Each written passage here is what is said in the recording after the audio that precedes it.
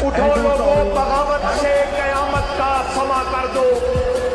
उठो लोगों, बगावत से कयामत का समा कर दो कि ये खामोश रहने की आदत तुम्हें मार डालेगी।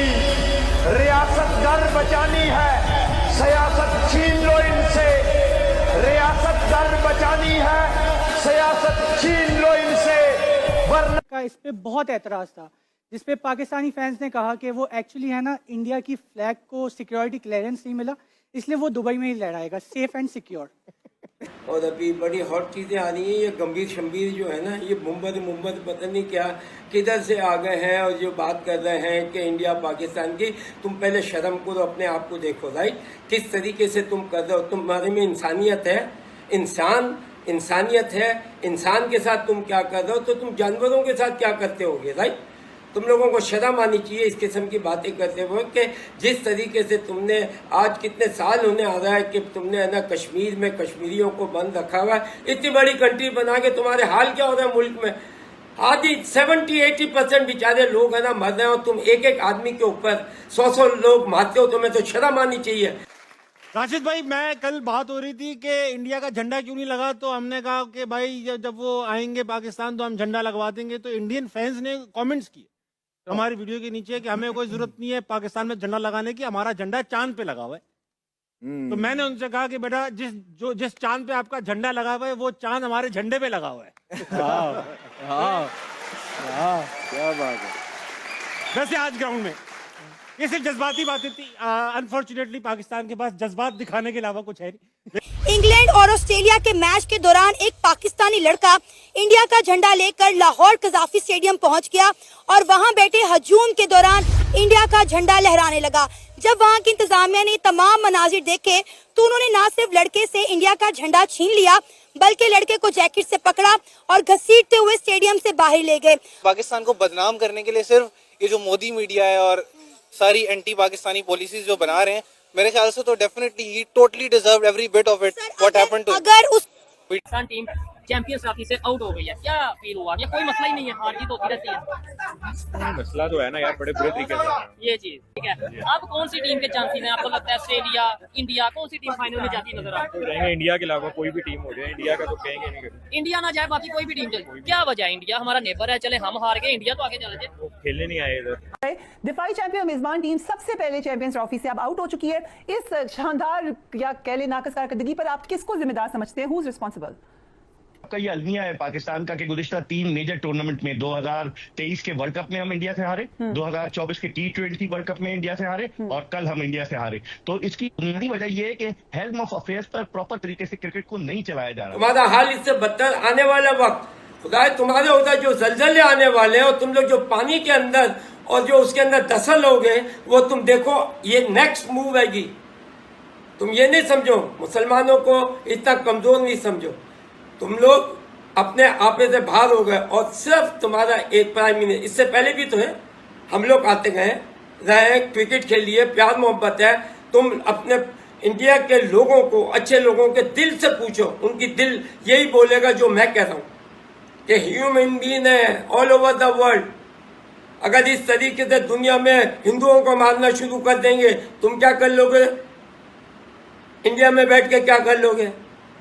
तो कभी थोड़ी सेंसिबल बात किया करो। वीडियो देखने के बाद मेरी तो ये राय है कि डेफिनेटली बहुत अच्छा हुआ है। मेरे ख्याल से वो इससे भी ज्यादा बुरा ट्रीटमेंट डिजर्व करते हैं, क्योंकि इस्लामिक रिपब्लिक ऑफ पाकिस्तान में रहते हुए एक वो टीम जो आपके मुल्क में आने से इनकार कर रही है, आप उनका झंडा लहरा रहे हो। क्यों? उन्होंने आपने जैसे देखा कि मोदी गवर्नमेंट ने कितनी एंटी पाकिस्तानी पॉलिसीज बनाई हुई है। मैं कहता हूँ कि आप सिर्फ इंडिया में पाकिस्तान का नाम लेके दिखाएं, पाकिस्तान जिंदाबाद, या सिर्फ पाकिस्तान की शर्ट पहनना, तो वहाँ पे एक ख्वाब में भी आप सोच नहीं सकते। क्योंकि जो गोडी मीडिया है, एंटी जो पाकिस्तानी लोग हैं, वो डेफिनेटली यहाँ पे लोग बोलेंगे कि ब्रदरहुड। क्यों ब्रदरहुड? कैसी ब्रदरहुड? नेशनलिज्म किधर है? मेरे ख्याल से जो लोग भी इस चीज को सपोर्ट कर रहे हैं और कह रहे हैं कि हाँ भाई ठीक है, वो इंडिया का झंडा, क्यों भाई इंडिया में देखा है कभी पाकिस्तान का झंडा लहराते हुए आपने? नहीं, कभी नहीं देखा। तो ये बनता नहीं है पुलिस का कि उनको, मेरे ख्याल से तो उसको मजीद स्ट्रिक्ट एक्शन होना चाहिए उसके खिलाफ। क्यों उसने उस लड़के ने गलत किया कि वो लाहौर कज़ाफी स्टेडियम में पाकिस्तान में इंडिया का झंडा लेकर आया है, तो फिर हमने भी गलत किया। हमने अपने स्टेडियम में इंडिया के झंडे क्यों लगाए? पहले हमने बोला कि भाई हम इंडिया के झंडे नहीं लगाएंगे, खुद ही थूका, खुद ही चाटा। देखिए मैडम, ये डिप्लोमेसी है। डिप्लोमेसी में ऐसा नहीं होता कि हम उनका झंडा नहीं लगाएंगे, या वो भी कहते हैं कि भाई हमने पाकिस्तान का नाम अपनी शर्ट में नहीं, that is what diplomacy is. लेकिन उन्होंने लिखवाया, उन्होंने भी नाम लिखवाया और हमने भी झंडा लगवाया, दोनों गलत है। We have to comply with the requirements of ICC. ये रिक्वायरमेंट थी कि पाकिस्तान तमाम मुल्कों के झंडे जो हैं वो लगाए जाएंगे, और उनके लिए भी ये मैंडेटरी था कि पाकिस्तान के लिए ये मजबूरी थी उनकी, वरना वो कभी भी ना लगाते। ठीक है, वो मतलब उन पे पेनल्टी होती, उन पे फाइन होता। तो मेरे ख्याल से तो ये ठीक है, जब वो हमारे फ्लैग की इज्जत नहीं कर रहे, जब उधर पाकिस्तान जिंदाबाद कहने पे हिंदू जो हैं वो एक्सट्रीमिज्म को मुजाहरा करते हैं, देखें कि अवाम को जला देते हैं जिंदा मुसलमानों के साथ क्या कर रहे हैं, तो मेरे ख्याल से तो बिल्कुल ठीक है। एंटी पाकिस्तानी जो भी चीज पाकिस्तान के इंटरेस्ट के खिलाफ होगी वो हमारे खिलाफ होगी। सर, आपने ये वीडियो देखी, क्या कहना चाहेंगे इस वीडियो को देखने के बाद आप? देखिए, इसमें दो पॉइंट ऑफ व्यूज है मेरे। तो एक तो ये है कि अगर देखें आप, इंडिया में भी यही सब कुछ हो रहा है मुसलमानों के साथ, और वहाँ पे भी जितना तासुब है हम पाकिस्तानियों को लेके, तो वहाँ पे भी आपने खुद ही अभी एक कोट किया है कि लास्ट ईयर एक वुमेन के साथ इस तरह ही हुआ है।